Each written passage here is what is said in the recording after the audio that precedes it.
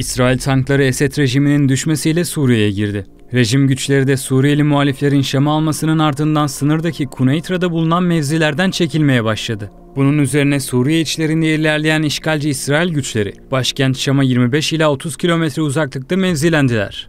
Ele geçirdikleri Şeyh Dağı'ndan topçu birlikleriyle rahatça Şam'ı vurabilirler. 7 Ekim travması, benzer bir senaryonun sınır bölgelerinde yeniden yaşanabileceği kaygısını İsrail içerisinde daha da derinleştirmişti. Böylece İsrail ordusu sınırda aldığı önlemleri Suriye topraklarına taşıdı. Buradaki işgalini genişletme hedefinde. Golan Tepelerinde yeni Yahudi yerleşim birimleri inşa edecek. Vatandaşlarını yerleştirerek bölgede kalıcı olmayı hedefliyor. İsrail ordusu 6 Aralık'ta işgal altındaki Ürdün Vadisi'nin kuzeyinde ve Golan Tepelerinin güney kesiminde ortak bir kara ve hava tatbikatı gerçekleştirdi. Bir gün sonra Esed rejimi karşıtı muhalif grupların ilerlemelerine karşılık olarak Suriye sınırı boyunca ilave askeri takviye güç konuşlandırmaya başladı. Şu anda Suriye'deki İsrail ilerlemesini görüyorsunuz. İlk olarak tampon bölgeye giriş yapan askerler daha sonra Suriye içlerine kadar ilerledi. Güneybatı kesiminde belli bir mesafede yayılım gösterdikleri görülüyor. İsrail Genelkurmay Başkanı Herzi Halevi, Golan'ı ziyaret ederek 210. Başan Bölge Tümeni'ndeki üst düzey subaylarla bir toplantı yaptı. Toplantıdan saldırı ve savunma planlarının onaylandığı bilgisi çıkmıştı. Rejimin tamamen çöktüğü ve devrik lider Beşar Esed'in ülkeyi terk ettiği 8 Aralık günü İsrail, Suriye genelinde hava bombardımanına başladı. Mezze askeri havaalanına hedef aldı. Kara kuvvetleri de gir emri bekliyordu. İsrail Başbakanı Benjamin Netanyahu'nun düğmeye basmasıyla askerler kademeli olarak Suriye tarafına girdi. Netanyahu'ya göre rejimin düşmesiyle birlikte İsrail ile Suriye arasındaki ateşkes bölgesi anlaşması da sona ermişti. Kendilerince önlem almak için burada mevzilenmeleri gerekiyordu. Halihazırda Suriyeli muhaliflerin bölgede asayişi sağlama ve yeniden devlet inşası sürecinde kendileriyle direkt çatışmaya girmekten çekineceklerini biliyor. Hizbullah'ın da bölgeden çekilmesinden faydalanarak zaten halihazırda Golan'daki işgal bölgelerine bir tampon bölge inşa etmek istiyor. Böylece hem İsrail'in bölgedeki caydırıcılığına dair yeni bir algı inşa etmek istiyorlar. Hem de Golan'daki kendilerince gördükleri kazanımların daha da kalıcı hale gelmesini istiyorlar. Bu mesaj hem yeni Suriye hükümetine bir mesaj. Biz buradayız, hala caydırıcıyız ve Golan'daki hak iddialarımız devam ediyor mesajı. Hem de aslında dolaylı olarak Türkiye'ye de mesaj. Çünkü yeni Suriye hükümetinin bölgedeki bir numaralı destekçisi, hamisi olan Türkiye'nin de bölgede İsrail'i dengelemek için var olacağının farkında Tel Aviv hükümeti. Bu sebeple bu tampon bölge inşasıyla hem Şam'a hem de Ankara'ya mesaj vermektedir. Herhangi bir sızıntı olabileceği bahanesi arkasına saklanarak 8 Aralık'ta tampon bölgeyi karadan işgal etmeye başladı. Stratejik önemdeki Şeyh Dağı'nın Suriye tarafı da ele geçirilmişti. Peki dağın önemi ne? Hermon olarak da bilinen Şeyh Dağı'nın bulunduğu konum oldukça kritik. Suriye'nin en yüksek dağı. Akdeniz doğu kıyısındaki en yüksek nokta. Tam olarak 2814 metre yükseklikte. Dağın zirvesi, Şam, başkent çevresindeki çöl ve Havran Ovası gibi birçok bölgeye hakim bir konumda. Dağdan İsrail, Lübnan ve Suriye gözetlenebiliyor. Yani İsrail topçu birliklerini buraya yerleştirdiğinde Şam'ı karadan rahatça vurma imkanına sahip oluyor. Diğer taraftan Hizbullah'ın etkin olduğu Beka Vadisi de Şeyh Dağı'ndan gözlemlenebiliyor. Buraya konuşlandırılacak radar ve gözetleme sistemleri de uçak ve İHA'ların tespitinde rol oynayabilir. İsrail aynı zamanda Suriye'ye yönelik Başan Oku adlı bir operasyon başlattı. Savaş uçakları 9 Aralık itibarıyla Esed rejiminden kalan askeri hedeflere 600'den fazla hava saldırısı düzenledi. Askeri üsler, hava savunma sistemleri, istihbarat daireleri ve silah üretim tesisleri vurulmuştu. Rejimden kalan uçaklar da bombalanmıştı. Bu sebeple yeni Suriye yönetimi büyük ölçüde hava gücünü kaybetti. Savaş uçaklarını temin etmek oldukça zor ve yıllar alabiliyor. Suriye'nin hava gücünü yeniden toparlaması biraz uzun sürebilir. Ayrıca Askeri Bilim ve Araştırma Merkezi 10 defa İsrail saldırılarının hedefi oldu. Laskiye Limanı'nda Suriye donanmasına ait gemiler de bombalandı. Tartus'ta mühimmat deposuna yönelik düzenlenen saldırıda büyük bir patlama yaşandı. Özellikle rejime ait istihbarat binalarının vurulması bazı soru işaretlerine yol açtı. Kamuoyunda yayılmaması gereken bilgiler mi yok ediliyordu? İsrail ordusu kritik önemdeki silahların düşman unsurların eline geçebileceği endişesiyle saldırılar tertip ettiğini açıklamıştı. Düşman olarak nitelendirdiği rejimi deviren Suriyeli muhaliflerdi. Yani muhalifler kendisi için bir tehlikeydi. İsrail düşman tanımlamasıyla da saldırılarını meşrulaştırmaya çalışıyordu. 1 tonu aşkın bombalar ve sığınak delici mühimmat kullanılmıştı saldırılarda. İsrail Ordu Radyosu'na göre Suriye'nin askeri kapasitesinin %70 ila %80'i yok edilmişti. Tüm bu 8 senedir sürekli ivmelenen saldırılara kıyasla Şam'ın düşüşünün ardından yaşanan 2-3 gün neredeyse 50 yıldır Suriye sahasında İsrail'in gerçekleştirdiği en yoğun hava saldırılarına şahit olduğumuz dönemler. Bunu iki şekilde yorumlayabiliriz. Bir, Suriye rejiminin aslında İsrail için bir caydırıcılığa sahip, silah ve mühimmat depolarına sahip olmasına rağmen Suriye rejimine 50 senedir, hatta savaşın sonunda son 5 senedir, 10 senedir hiçbir şekilde bir tehdit oluşturmadığı, bir caydırıcılık oluşturmadığını görmekteyiz. Çünkü tüm bu hava saldırıları aslında rejim düştükten sonra gerçekleşti. Ama benim nacizane yorumum şudur ki, malumunuz zaten sıfırdan bir adeta devlet inşası, bir ordu inşası süreci yaşanacak. Hem bu süreci daha da maliyetli hale getirme. Çünkü silah, mühimmat kadar bu tesislerin kullanılamaz hale geldiğini de biliyoruz yapılan hava saldırılarında. Hem bu süreci Türkiye ve yeni Şam yönetimi için daha maliyetli hale getirmek, daha zahmetli hale getirmek, hem de Beşar Esad sonrası bir diş gösterme, bir güç gösterisi yapmak istemiştir İsrail, hem Şam'a hem de Ankara'ya. Peki operasyonun adı olarak neden Başan-Oku seçilmişti? İsrail'in askeri operasyonlarına isim verirken Tevrat'a atıflar yaptığını herkes bilir. İsrail Tevrat'tan aldığı terimlerle bölgede attığı adımları ilahi bir hak olarak meşrulaştırmaya çalışıyor. Sömürgeci ve yayılmacı emellerini de bu şekilde sürdürüyor. Bu stratejiye Suriye'de de tanık olduk. Başan, Suriye'nin güneyi ile Ürdün'ün doğusunda yer alan ve İsrailoğulları tarafından Başan Kralı'na karşı zafer elde ederek kontrol altına alınan topraklara karşılık geliyor. Peki İsrail'in işgal ettiği tampon bölgenin varlığı kim tarafından ve ne zaman belirlenmişti? 1973'te Arap ülkeleriyle İsrail arasında patlak veren savaştan bir yıl sonra bölgede tansiyonun düşürülmesi hedeflendi. Böylece taraflar arasında bir ateşkes anlaşması imzalandı. İsrail'le olan sınır tarafında Alfa, Suriye tarafındaysa Bravo hattı çizilmişti o tarihlerde. Taraflar çizilen sınırın gerisinde konuşlanacaktı. Bu anlaşmanın ardından güvenliği sağlamak amacıyla Birleşmiş Milletler Ateşkes Gözlem Gücü kuruldu. Başlıca görevi, İsrail ile Suriye arasında yer alan tampon bölgede ateşkesi ve askerden arındırılmış bir bölgenin varlığını sağlamaktı. Günümüzde 1100 kişilik bir BM barış gücü, 400 kilometrelik geniş bir alanda devreye atarak barışı koruma çabalarını sürdürüyor. İsrail ile Suriye'yi birbirinden ayıran tampon bölgede konuşlu durumdalar. Öte yandan 10 Aralık'ta İsrail ordusuna ait tanklar sınırdan Suriye'nin içlerine ilerledi. Tanklar ve buldozerler Kuneytra'da görüldü. Lübnan-Suriye sınırında işgalini genişleten İsrail ordusu Şam'ın 25 kilometre yakınında konumlandı.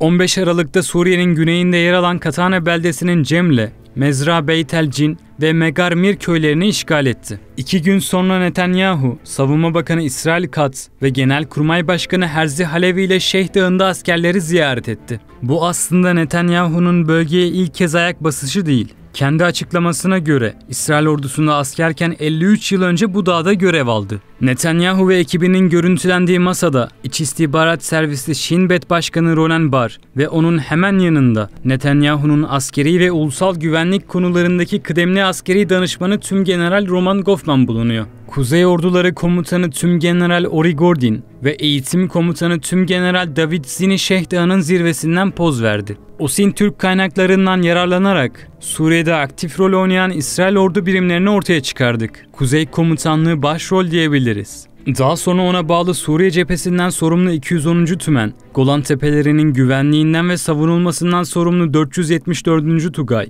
dağlık arazide görev yapan Dağ Piyade 810. Tugayı, 101. Paraşütçü Tabur, Hava Kuvvetleri Özel Harekat Birimi Elit Şaldak ve 7. Zırhlı Tugay'ın 77. Oz Taburu. Sınıra yakın Suriye topraklarında ilerleyen İsrail ordusu, 19 Aralık'ta güneydeki Dera kentine bağlı Yermük Havzası'nda yer alan Cemle ve Maraba köylerini ele geçirdi. Bölge halkı bu hamlelere dayanamayarak işgali protesto etti. İsrail ise göstericilere açtığı ateşte bir Suriyeliyi yaraladı. 21 Aralık'ta İsrail tankları Yeni Kuneytra'da görüldü.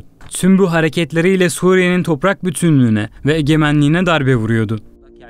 هاي الأطفال اللي كانوا عم يلعبوا هون خوفانين التوغل الإسرائيلي يوصل لعندهم والناس في حالة نزوح من قرى كثيرة. هاي القرية اللي هون اللي ورانا اسمها قرية الحميدية، نحن ما لنا قادرين نوصل لها. مبنى المحافظة ورانا والدبابة الإسرائيلية بتبعد عنا 400 كيلومتر.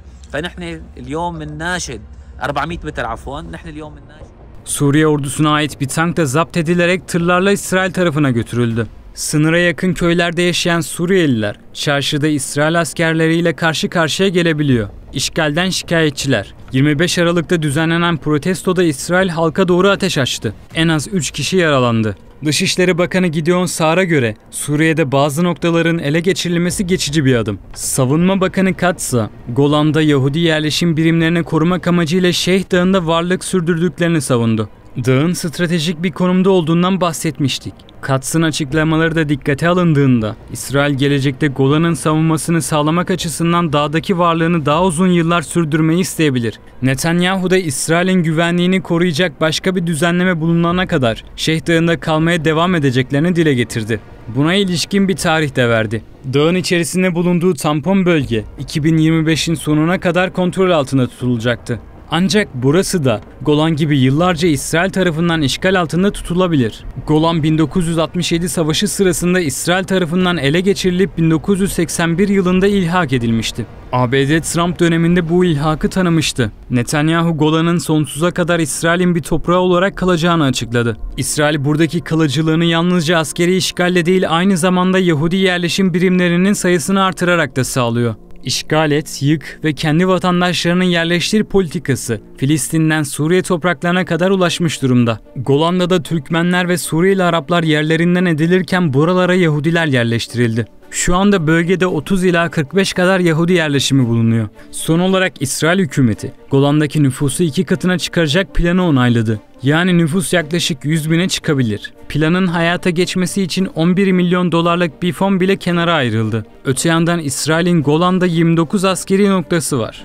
Bölge çoğunlukla taşlık tepelerden oluşuyor. 1200 kilometrelik bir alanı kaplıyor. Yükseltili yapısı sayesinde çevresindeki bölgeleri gözetleme açısından kritik bir konumda. En yüksek tepesinin 2200 metreye ulaşması burayı jeopolitik açıdan daha da değerli hale getiriyor. Bu özellikleriyle bölge dengeleri değiştirebilecek bir öneme sahip. Ayrıca su kaynaklarıyla tanınıyor. İsrail su ihtiyacının 1/3'ünü Şeria Nehri ve Golan'dan karşılıyor. İsrail'in Suriye'yi kara işgalinin yanı sıra Suriye ordusunun önemli noktalarını bu denli yoğun vurması normal zamanlarda gerçekleştirebileceği bir durum değildi. İstikrarsızlık ve kaos ona bu durumdan yararlanması için fırsat sundu. Bu karmaşık ortamda kendisine karşı yükseltilecek sesleri bastırabileceğini de biliyordu. Birçok ülke işgal girişimine ve hava saldırılarına karşı çıksa da İsrail halen Suriye topraklarındaki mevcudiyetini sürdürüyor. Bilindiği üzere özellikle İran milislerinin ülkeye konuşlanmasıyla İsrail'in Suriye'deki hava saldırılarına tanık oluyorduk. Zaman zaman İran milislerinin üsleri, sevkiyat rotaları ve önemli kişiler vurulmaktaydı.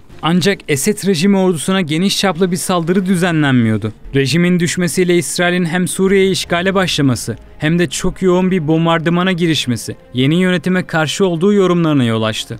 Rejim hayattayken doğrudan bir tehdit oluşturmuyor. Bu da İsrail'in epey işine geliyordu. Bu durum 180 derece tersine döndüğünde ise İsrail'in aksiyon aldığına şahit olduk. Dışişleri Bakanı Hakan Fidan, İsrail'in hiçbir zaman için Esed'in gitmesini istemediğini söylemişti. MİT Başkanlığı dönemindeki bir anısını anlatan Fidan, 6-7 yıl önce Biden'ın başkan yardımcısıyken Türkiye'ye yaptığı bir ziyarette Beşar'ın gitmesini istemiyoruz dediğini aktarmıştı. Fidan'a göre bu aslında ABD'nin değil İsrail'in görüşüydü. İsrail, Esed'in İranlılara verdiği ortamdan mutsuzdu. Ancak Esed'in genel manada kendisi için faydalı bir aktör olduğunu biliyordu. Rejimin düşmesinin ardından İsrail ile rejim arasında işbirliği yazışmalarının yer aldığı düşünülen belgeler de sızdırılmıştı. Belgelerde İsrail'in İran'ın Suriye'deki faaliyetlerini incelediği ve bu sebeple rejime uyarı gönderdiği bilgisi bulunuyordu. Rejime karşı bir harekete sıcak bakılmadığı ancak İran'ın silah sevkiyatlarının tehdit olarak görüldüğü ifade ediliyordu. İsrail kendi açısından Suriye'den gelebilecek olası tehditlere karşı hazırlıklı olması gerektiğini düşünüyordu. Rejimin elinde yıllardır duran silahlar artık yok edilmişti. İsrail ayrıca gücünü göstermek amacıyla yeni yönetime bir gözdağı da verdi. Ben buradayım ve benim dediğim olur demeye çalışıyordu. Suriye toprağını elinde bulundurması, yeni yönetimle müzakerelerde İsrail için bir koz anlamına gelebilir. Kartını Suriye'nin geleceği şekillenirken de kullanabilir. Yayılmacı bir politikaya sahip olduğu göz önünde bulundurulmalı. Ayrıca işgal girişimi ve sınırda yaptığı savunma tahkimatıyla Golan'daki varlığını daha da kalıcı hale getirme uğraşında. İsrail yeni Suriye yönetimini de silahlı olarak karşılık vermeye zorluyor. Karşılık gelirse eğer işgali genişletmek için fırsat kollayacaktır.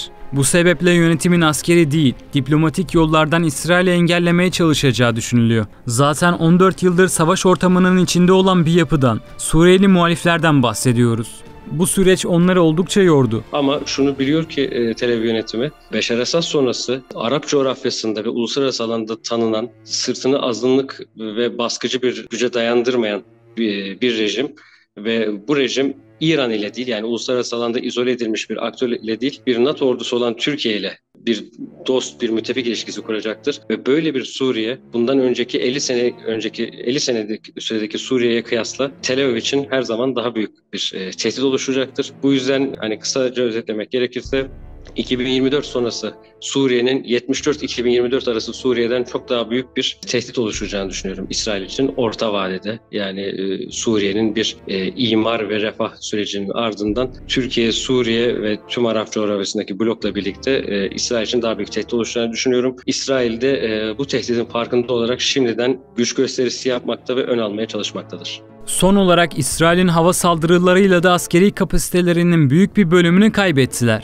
Bu güç sıfırdan inşa edilebilir. Ancak silahları yenileme işi maliyetli olacak ve vakit alacak. Yeni yönetimin lideri Ahmet Eşşara olarak da bilinen Ebu Muhammed Jolani, İsrail'in Suriye'yi işgalini eleştirdi. Gerekçesi olmaksızın gerginlik oluşturmasından şikayetçiydi. Ancak ülkesinin yeni bir çatışma ortamı için çok yorgun bir durumda olduğunu düşünüyor. Yani herhangi bir tarafla savaşa girişemeyeceklerinden ve İsrail'in de buna dahil olduğundan bahsediyordu. Şara şu andaki önceliklerinin insanların temel ihtiyaçlarını karşılamak ve daha istikrarlı bir geleceği inşa etmek için çalışmak olduğu görüşünde. Suriyeli muhalifler artık yeni hükümet olan unsurlar. Son tahlilde hepsi Suriyeliler, Suriye'nin geleceğini düşünüyorlar ve Suriyeli kimliğiyle hareket ediyorlar. Bu şu demektir: en tepedeki Ahmet El-Şara'dan başlayarak en aşağıdaki muhalif unsurlara kadar hepsi zaten Golan'ın bir işgal altında toprak olduğunu bilincinde insanlar. Bu sebeple Golan işgalini orta ve uzun vadede belki güçle, belki müttefiklerinin gücüyle, belki uluslararası destekle sona erdirmek isteyeceklerdir. Ama ilk etapta gelen açıklamalarda şunu görüyoruz: mevcut tampon bölge hamlesine karşı İsrail'in söylem bazında tabii ki bir karşı durmak var. Muhtemelen uluslararası ziyaretler yaşanıyor malumunuz şimdi Şam'a. Tüm bu ziyaretlerde İsrail'in bu agresyonu da gündem olmaktadır. Bu tampon bölge işgaline uluslararası alan destek alarak bu işgalin sonlandırılmasına yönelik bir beklentisi olacaktır yeni hükümetin. Ama kısa vadede en azından tampon bölgedeki işgalin sonlanmasının ardından doğrudan bir çatışmaya girmek istemeyeceklerini düşünüyorum. Yapılan açıklamalarda bu yönde, çünkü zaten 14 senedir savaş olan bir bölgede Şam yönetiminin asli önceliği ülkenin yeniden inşası ve kurumların inşası olacaktır. Suriye'nin askeri açıdan müttefik edinme yoluyla savunma kapasitesini inşa ederek İsrail'in saldırılarını savuşturmaya yönelmesi bekleniyor. Savunma alanında en sıkı müttefiki de Türkiye olacaktır. Diğer taraftan uluslararası toplumda yeterince işgale karşı durmayarak İsrail'in yayılmacılığının önünü açıyor. Son olarak İsrail'in hava saldırılarıyla da askeri kapasitelerinin büyük bir bölümünü kaybettiler. Bu güç sıfırdan inşa edilebilir. Ancak silahları yenileme işi maliyetli olacak ve vakit alacak.